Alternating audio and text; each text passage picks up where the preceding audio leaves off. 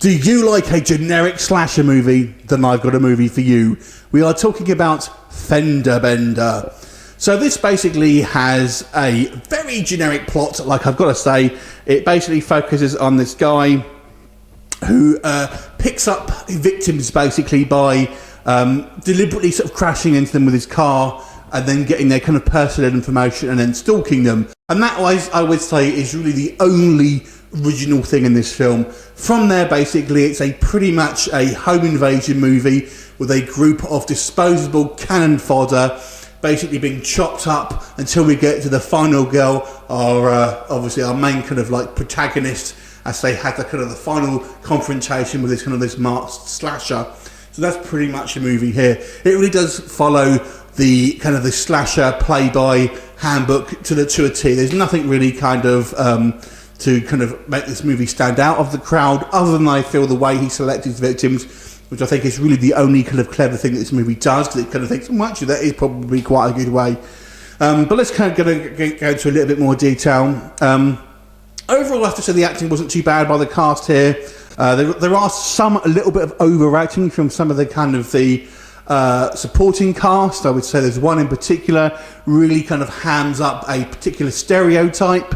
But overall, the kind of the acting is passable, and I think the guy who plays the slasher, the bad guy, does a quite a kind of cool job of giving you a Jake Busey, Gary Busey, weird kind of like very kind of offish tone. It's quite good, so I quite like his kind of uneasiness.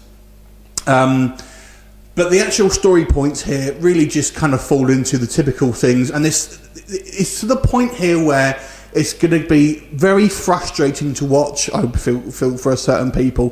Why don't people pick up the phone and call the police? Why do they kind of like leave it so long before they even think about that?